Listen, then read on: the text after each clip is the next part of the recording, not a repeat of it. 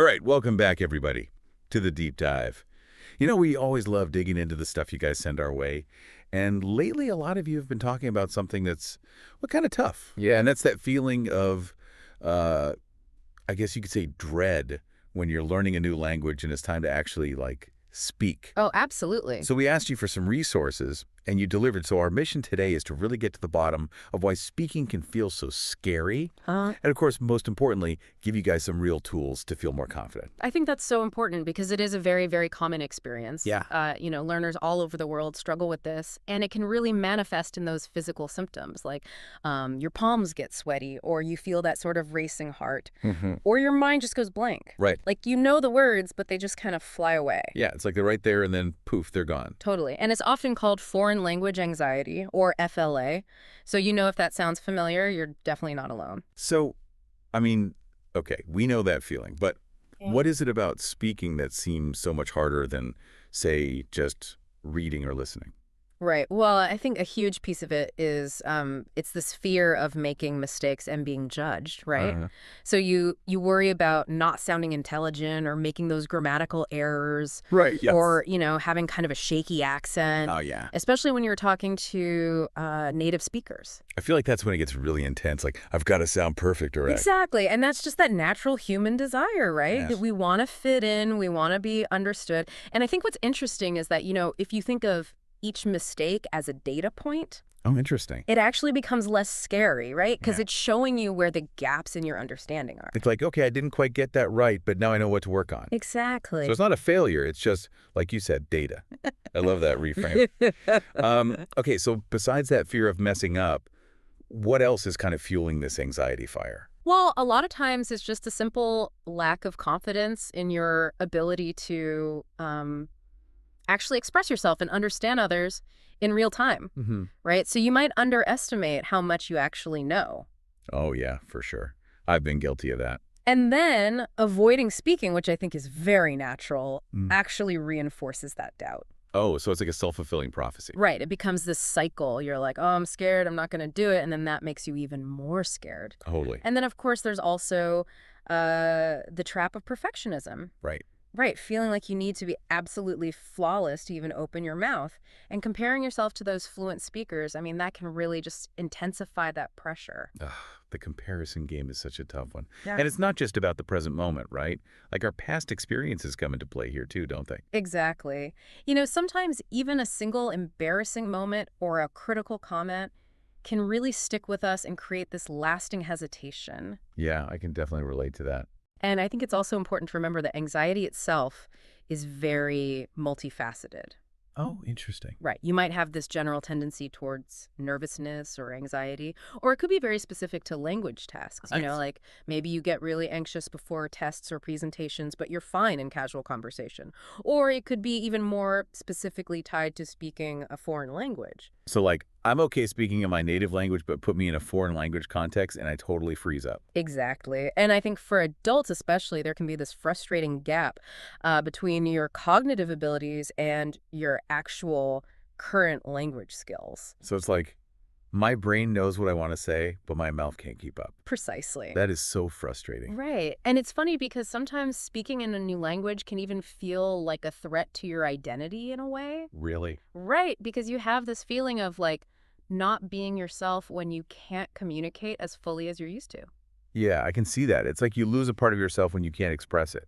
Exactly. And of course, there's that internal pressure that we put on ourselves, like having these very high expectations. Right. And then sometimes the external pressures from family or teachers or friends can make things worse too. Ugh, yeah, that pressure can be really overwhelming. So I think ultimately, whether it's this general nervousness or something very specific to language, it's important to remember that the feeling is very real. Right. And the key is to kind of identify what flavor of anxiety you're experiencing so you can then tailor those coping strategies to that specific type of anxiety. Okay, so that makes a lot of sense. Knowing the why is so helpful, but let's get practical here, right? Right. So what are some of the most effective ways that we can start to kind of dial down this anxiety and build some real speaking confidence? Well, I think it really begins with a shift in mindset. Okay.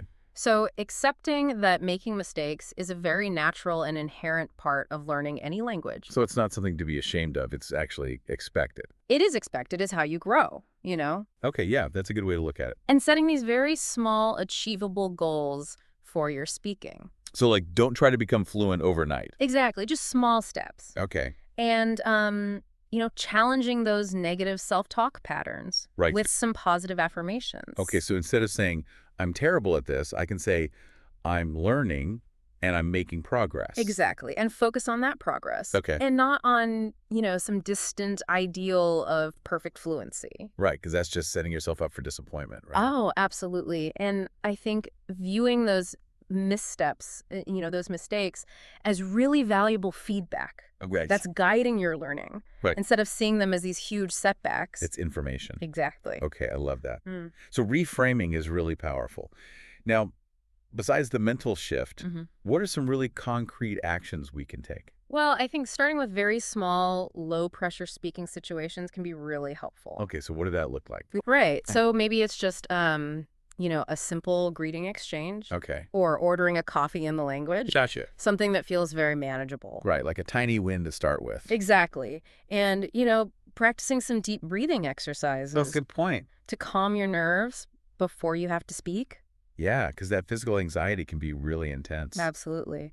And preparing, maybe just a few phrases Okay. for those common situations that you might encounter. So if I know I'm going to the grocery store, I can practice how to ask for help finding something. Exactly. And breaking down those bigger conversations into smaller chunks Right. so it doesn't feel so overwhelming. That's a great tip. And really trying to pinpoint what specifically triggers your fear. Ooh, that's a good one. Like, is it a specific sound I'm struggling with? Or is it the fear of being misunderstood? Exactly. Okay. And then, of course, I think just being patient with yourself. Right. It's a process. It is a process. It's not going to happen overnight. And remembering that most native speakers are, generally very supportive and they really appreciate the effort. Yeah, they're usually more excited that you're trying than they are to judge you for mistakes. Right. Absolutely. That's good to remember. And don't let ego hold you back. It's okay not to know everything. Yeah. That can be a tough one, though, right? Like, I want to sound smart.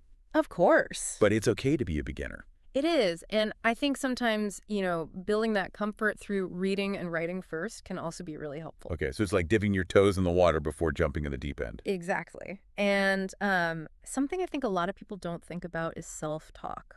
Oh, tell me more about that. So basically speaking to yourself in the language. Okay. It's a fantastic way to practice without any pressure. Yeah, because no one's listening.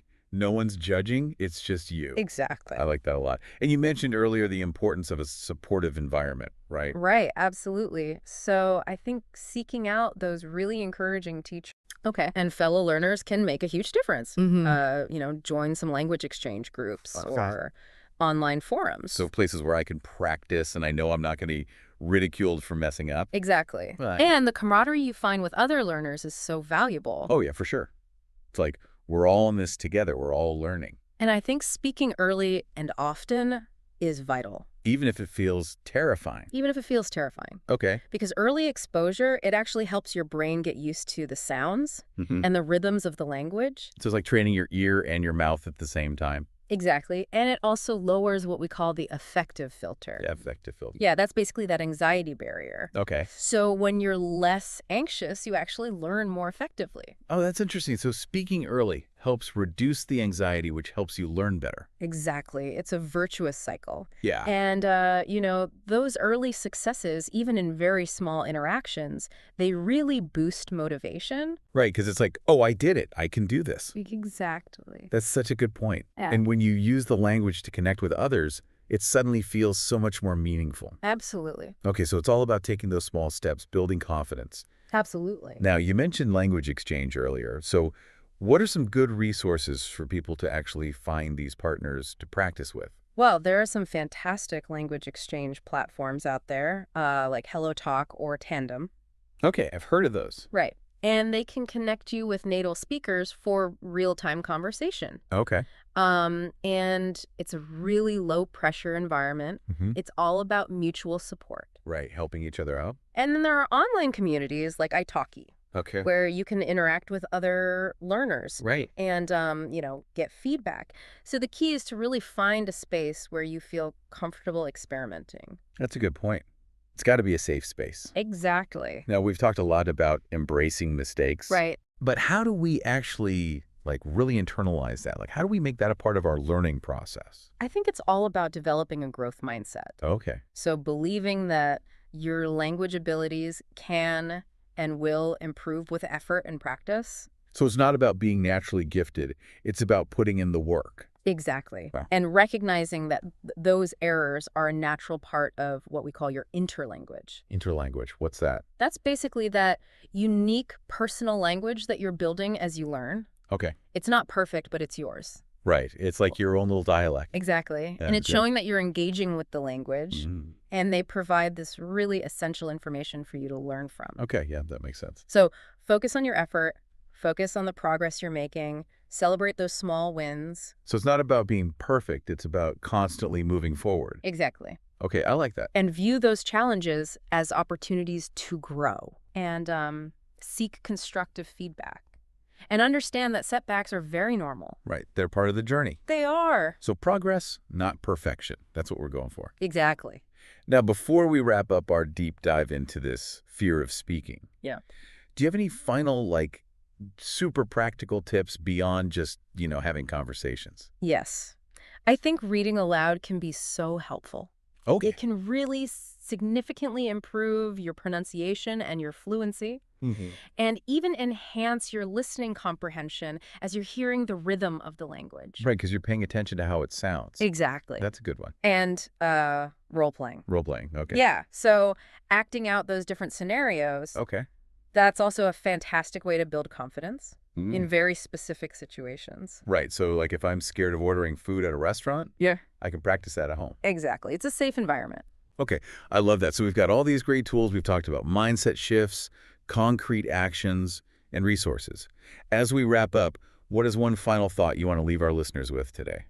I think it's to just consider one small specific step that you can take this week to embrace speaking, Okay. focusing entirely on that learning process Okay. and not on the outcome. Right, not on being perfect. Exactly. Yeah. What feels like the absolute least intimidating option for you to begin building that confidence, even if it's just speaking a few words to yourself. Yeah, that's a great starting point. Just start somewhere. That's perfect. Well, thank you so much for this incredible deep dive. It's been so insightful. It's been my pleasure. And to all of our listeners out there, we hope this has given you some helpful tools and encouragement to conquer that fear of speaking.